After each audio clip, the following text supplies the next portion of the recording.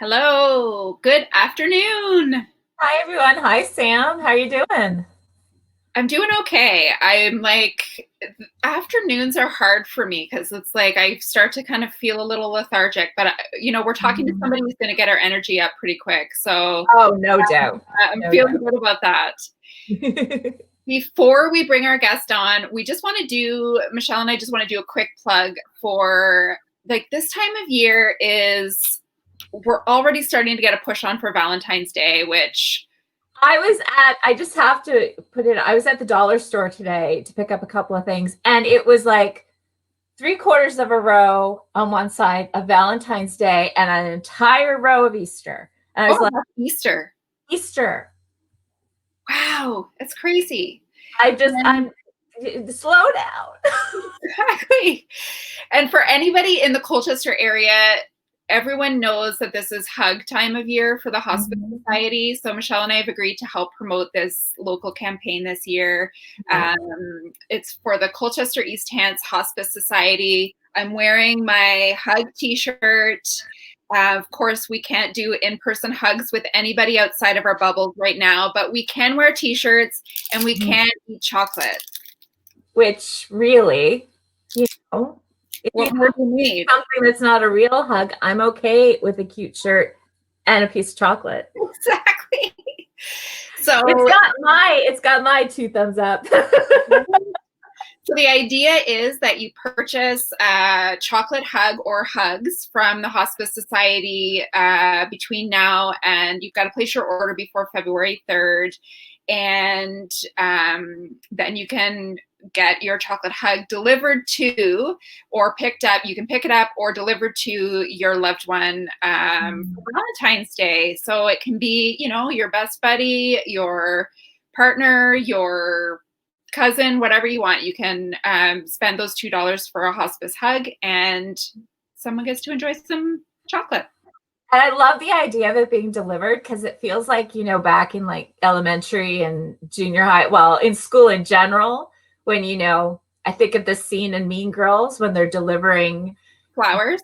Yeah, yes, and like, you get a little something special at work or something like that, and you always feel it just makes you feel good. So It makes you feel good. Yes, for sure. Although it always felt bad when you were the kid who didn't get the flower.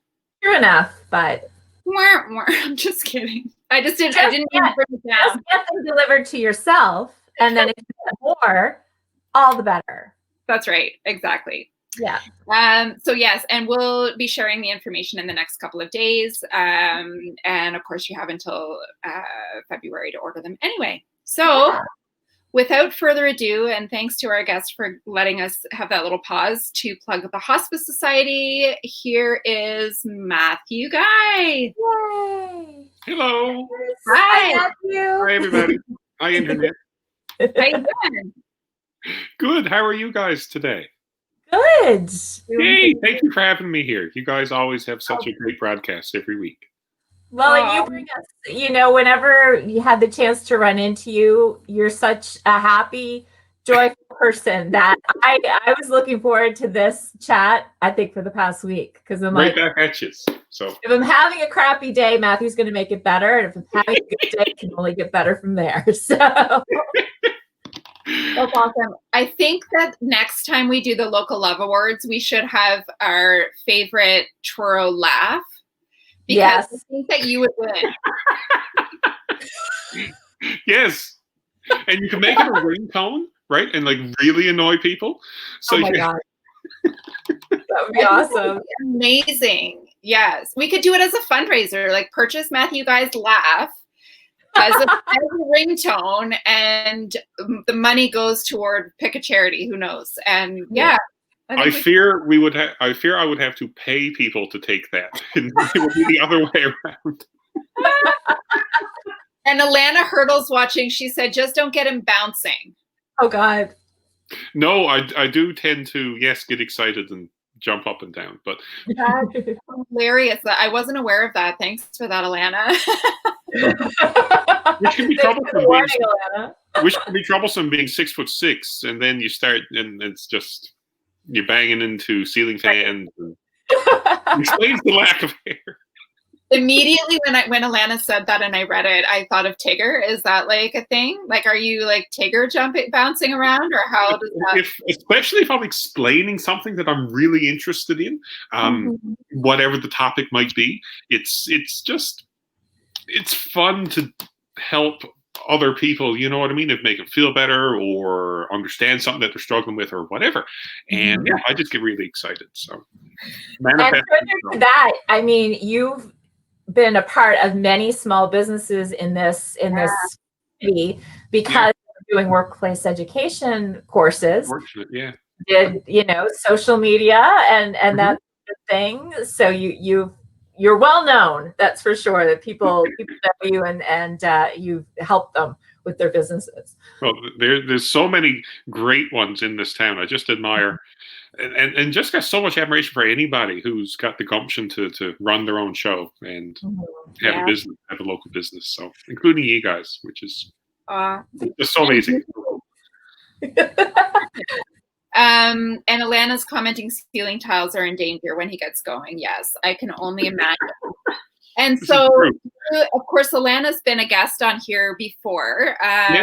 And you, as Michelle was saying, you actually work in the same office as Alana a lot of the times doing your courses.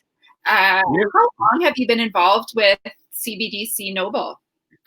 Well, we started doing some workplace ed courses with CBDC Noble in about 2014. So best part of 5 years. I'm at the age now where everything is like, when was that? Well, that was about 5 years ago. But that is actually literally about 5 years ago. And Alana does such a great job with promoting them, around town. And then there's so many other great instructors that have a ton of things to share and a ton of really awesome ideas that can really help. So those courses are just off the charts in terms of being helpful, whether it's like accounting or any of those things. And the connections that the attendees make with each other is, I think that, I mean, I've taken a few of them and I've always benefited from the knowledge of the instructor, but then you also get to know, other small business owners and that sort of thing. And that's where I've made so many connections with local people. It's fantastic, especially when you're starting out too, right? Long-standing connections, because you share so much in those classrooms that you sort of end up feeling like, even though it's only 10 weeks for each course, you really feel bonded to those people who are, you're sharing stories and learning and all of those good things. And I still have lots of connections that were created or started in those classrooms that I'm still, reaching out to regularly. Okay, that's wonderful. So, Matthew, we have these chats every week, as you said, and sometimes it's people who are from Truro, sometimes it's people who are from away, who have made Truro their home and made a name for themselves here. You are not originally from Truro, as anyone can tell from your accent. This is true. And funny, sometimes when I travel for some of the car things that I do, I've been asked, are you Irish? And I've been asked that several times, and I thought that was pretty telling about So Now that you say that, I can see why they would think that. Yeah, especially if they're like from California or some other place that is not, doesn't know much about Newfoundland or in its history and stuff, So it has a very similar, and Cape Breton and Newfoundland both have that, Scottish Irish influence for sure. Whereabouts in Newfoundland are you from? I grew up in a town called Twillingate, and that is probably, if you picture Newfoundland Island, kind of looks a little bit like that. It's on the northeast coast, about an hour north of Gander is the biggest town that's close by. And Gander is about the size of here in Truro. So I grew up there, and went to school. I went to Munn University in St. John's after graduating grade 12. So lived in a couple of different places. It's a wonderful, grand old place to visit. And there's typical when you're a teenager, you're like, well, home, this place, whatever. But it's such a gorgeous spot. There's literally icebergs in Wales, and it's very tourist. They've done a great job. I mean, I know 2020 is completely different, but historically they've done such a great job. Tollingate has of attracting tourists and keeping a lot of business, coming to the community just to see the sights and see the beauty of the place. Yeah, I've never been to Tollingate, but it's one of my favorite Newfoundland names of towns. I really? love Tollingate. Yeah, there's just something like poetic about it or something. Very kind of storybooky. But yeah, it sounds very like it could be the name of a Netflix series. It really could. And it has roots in French. So there was an opera singer who toured. This would have been, I guess, early 1900s. Someone could probably correct me in the comments. And she stylized her last name to be Marie Toulinguet, and with that type of French accent on the last name that she created for herself. So that's kind of cool too. Very cool. Yeah. Cool. I love that. And so when did you move to Nova Scotia / Truro? So we moved right from St. John's. So Patricia and I, we moved to Truro in 2009. And no, 2007. I'm sorry, 2007. And I was working for the phone company at the time. And we got this opportunity, and they said, do you want to take this job? It's in Truro. And I said, yeah, absolutely. I said, it's great in Truro. It's still very Atlantic Canadian kind of, we value that a lot. Yeah. But it's, a little bit closer to a few other things.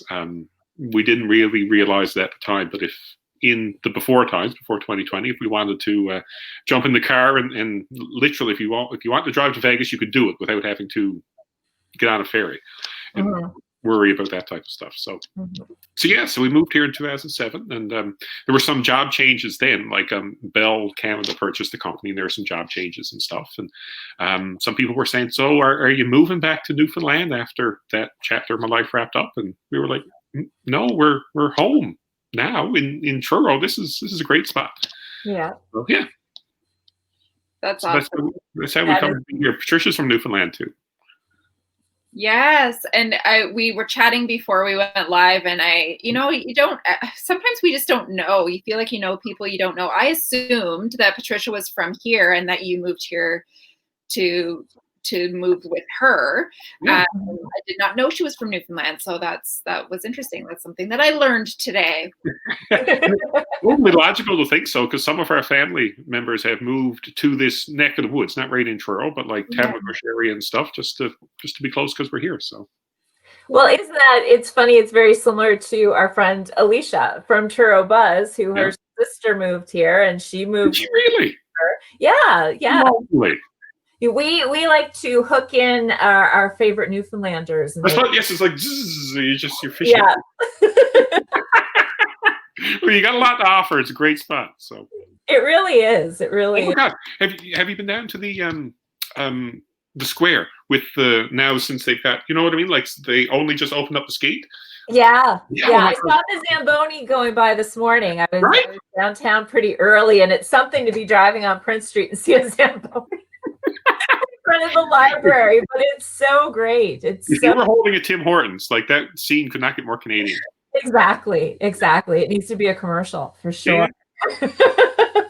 Are you a skater? Like, does your family skate? Would you guys go and take your kiddo down there and skate? I'm certainly not no professional skater, but it is a wonderful activity. Yeah, and it's something that we enjoy. Yeah, I love skating. I used to skate a lot when I was a kid, but I cannot skate there yet because it doesn't have the boards. I'm not a confident enough skater. So that's me too. I'm always nervous that if I go out, because I often will rely, and like I said, I was skating when I was a kid. It's been a lot of years. So like, I'm always scared that I'm not going to be able to stop myself because I would normally in a rink stop myself on the boards. Absolutely.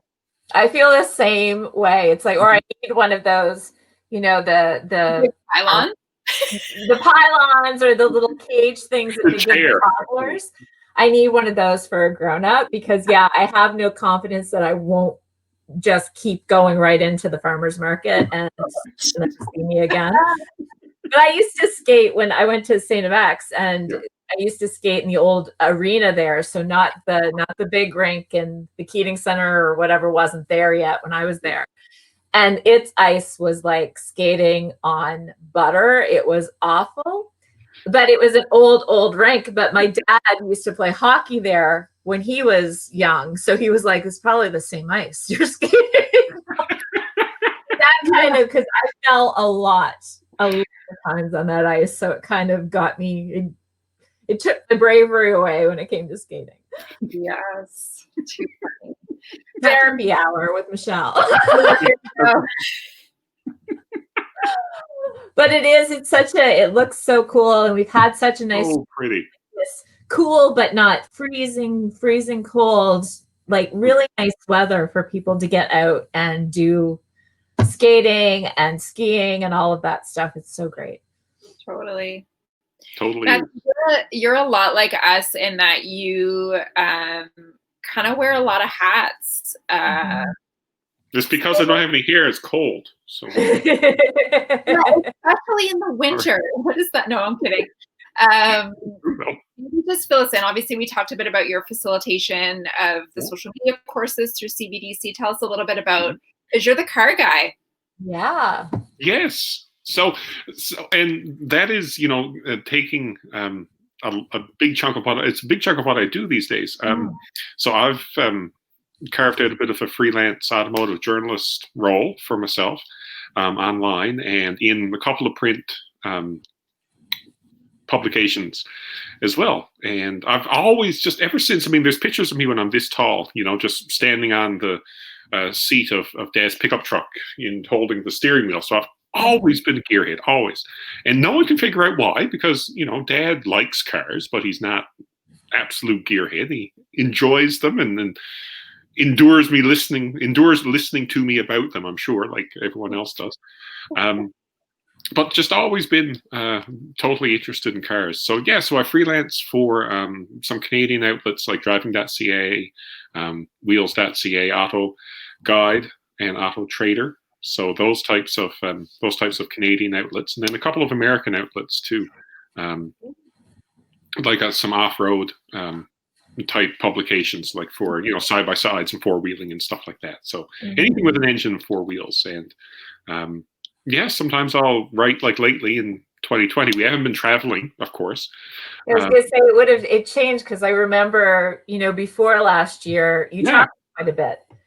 I did, and it's very interesting because once I started writing a lot, about cars and things like that, people start to say, all right, well, this guy, he does know what he's talking about, right? And he can turn a bit of a phrase. So maybe we can get him on the go with a few things. And sometimes there would be an event where they would be introducing a brand new car or like a winter tire or something like that. And the company that is running that show might invite one of the outlets, like driving.ca, for example. And the editor of that publication would be like, okay, so now this is whatever. This is a pickup truck. So Matthew's good at writing about pickups. So we'll ask him if he can attend. And then we would travel to whatever location that might be. And it's usually pretty vehicle specific. So if it's a truck, it's maybe in the American Southwest or something like that, or out in Alberta or whatever, right? And then other times after, just been at it, I started, the first thing I got published was in 2011. So very nearly 10 years, which is terrifying. It's super terrifying. Oh my God, 10 years. Right? Then we've had some good fortune with some companies just, emailing Matthew and being like, hey, we're doing this. Do you have any interest? And those are also cool, because then I can write, I would write a story for one outlet and then write something completely different with a different hook, for another outlet, for example.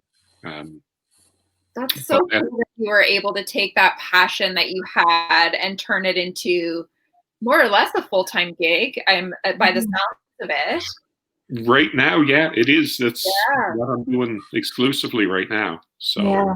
And to be able to do that based in Truro is really cool, right? It is. And it's so interesting because there are some really cool local supports here down in Halifax. There's a couple of people. They have started a website called eastcoasttester.com. And they just commented. Lisa just commented. Calvi just commented as you were saying that. Yeah. I promise she's not sitting over there across the room. I promise. We're texting me furiously. Yes, to Lisa, she's just saying how proud she is to have you as an author and videographer. So I just wanted to get that out there before you finished your story. Segue. All about the segue. No matter what it is, whether it's a meal where you've got a nice appetizer, the segues into the or a rock star broadcast like you guys have. A good is important. But even because you do think, okay, so now we're in Atlantic Canada, and the percentage of the population is quite small compared to the rest of Canada, et cetera, et cetera.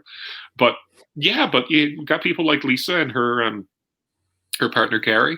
They do awesome work on that particular website, and they do a lot of they help us a lot as journalists, because there's a couple other journalists that are published from Nova Scotia as well, to move some cars around, because sometimes the manufacturer will be like, especially now where we can't travel, they'll be like, okay, we got this new car, or maybe it's an existing car with a new engine or something like that, and we would like some people to drive it and write about it and give us their honest opinion about it. So down here, they would send that car, or somehow get that car down to eventually to Lisa and Gary, and then Lisa and Gary would facilitate the movement of that car between the different journalists down here. So, that's great. Yeah, they do. The logistics behind it is something to behold.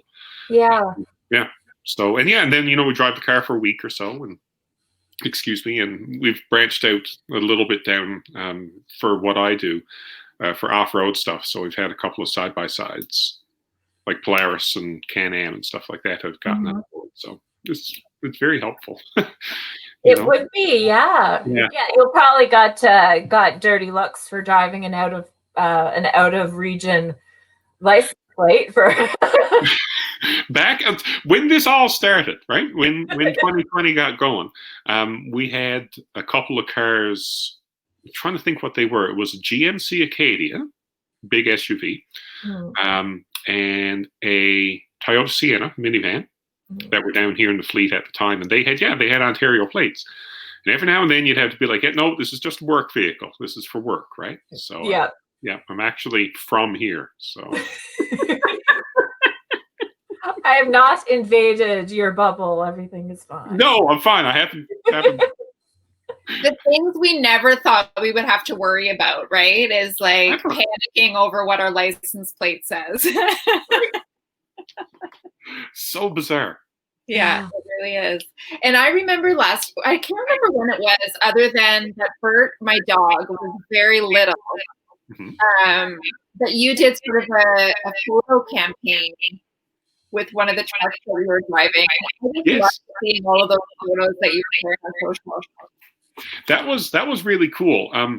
So the trim of that truck, right, was called the Trail Boss, and it's a off-road type vehicle, right? So you'd be the boss on the trail, et cetera, et cetera. So it's got a bunch of off-road gear, and I saw the word boss in it, and I'm like, we got a ton of awesome bosses in Truro who run their own show, right? So yes, Sam joined me that day, and Bert was just so wee. So wee and so adorable on the back of that truck. Oh my God. I think this is my perfect excuse to reshare that photo later today, Matthew. Thank you for that. So cute. You never need an excuse to share a Bert photo, Sam. It just and basically me and Roxy, you and Bert. And he is the boss of me, so it actually fit really well with your campaign.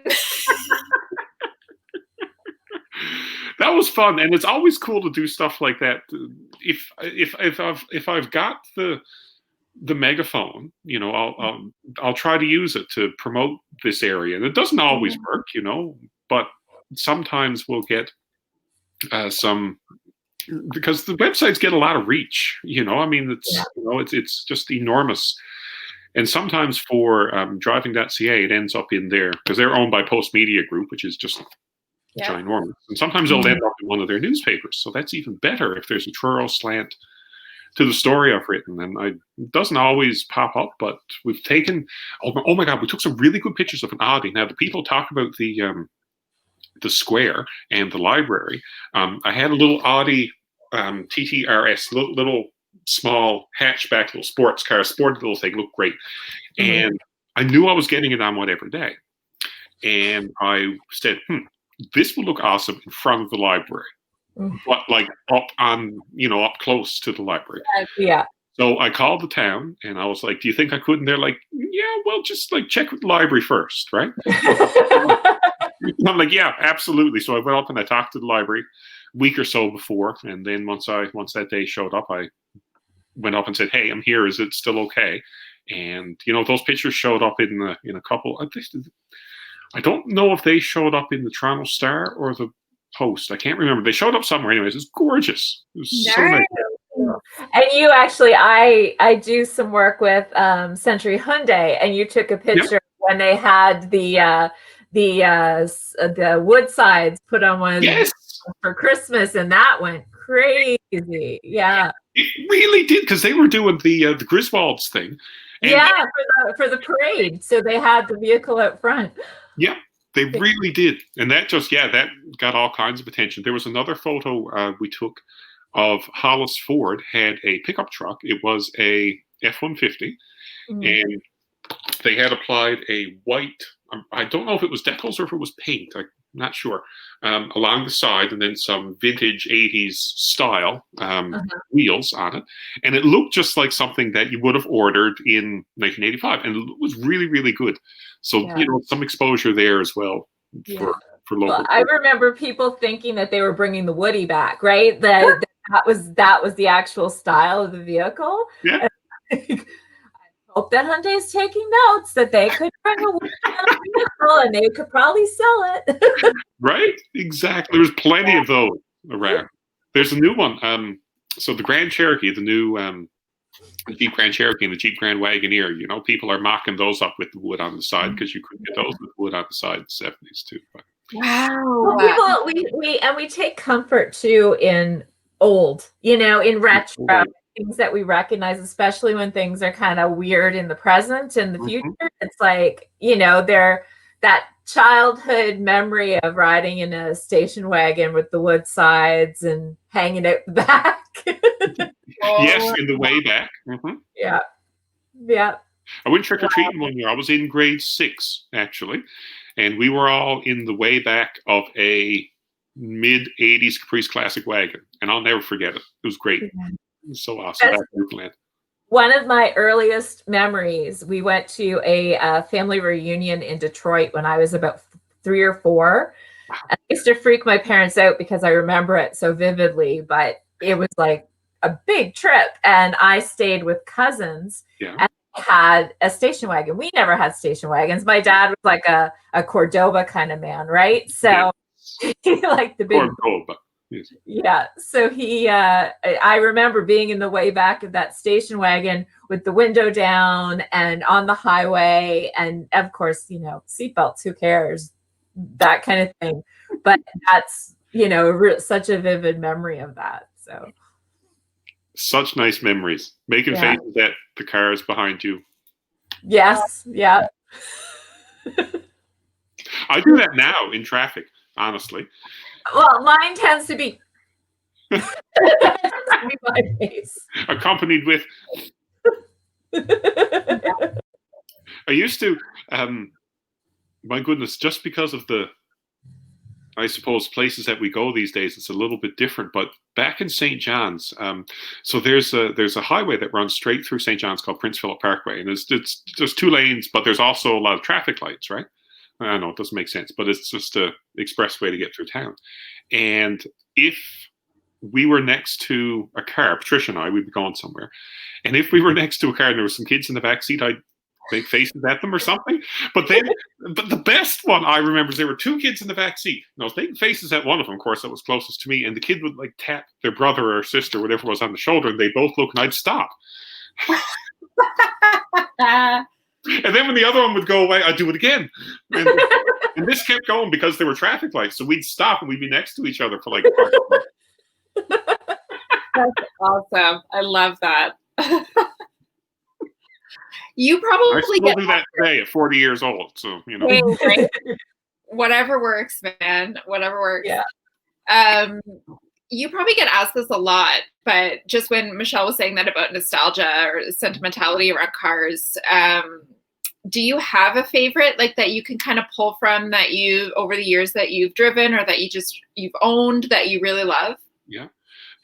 It's so interesting. So right over my shoulder, right there, I would make a terrible weather person because I can't. It's mirror image. This way.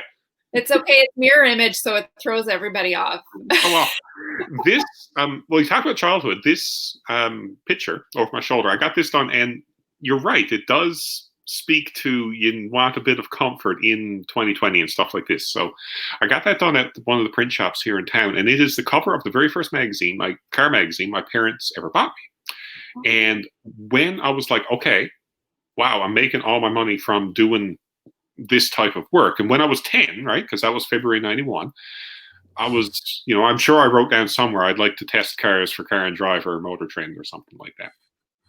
So yeah, so that definitely brings, you know, memories and stuff are important. But for cars, I mean, I've always wanted, and probably, I mean, money no object, money just you know up and into the world. The Ferrari right now, the Ferrari SF90 Stradale, and I love how Italians take normal everyday words and just make them sound so fantastic, right? Stradale just means road going.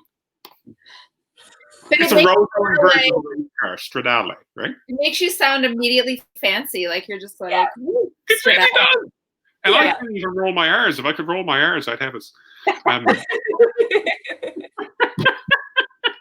But that car is a great example of how the industry is shifting quite a bit towards electrification. And but the cool thing with that car is that it has 986 horsepower, just obscene amounts of power, taken from a mid-engine V8 and 3 2 in the front, 1 in the back electric motors. And it is a plug-in hybrid. So like, you know, I know this is an oversimplification, but, you know, some plug-in hybrids like the Prius and stuff like that, the Prius plug-in hybrid and RAV4 Prime, for example, those are plug-in hybrids. And we think about those as saving fuel. But it can also be used, you know, for gearheads like me to enjoy, you know, and keep enjoying that amount of, because, you know, you can't get 10 miles per gallon into the infinity future. We've got to, you know, do something with consumption. So this still permits that, I think. And just like a good parallel is like when the car itself showed up, it allowed us to appreciate horses as the beautiful animals they are, right? Instead of using them, you know? So it's kind of the same thing, you know, ish. That electrification is not going to kill the car. It's not going to kill the fun. It's just going to be a little bit different.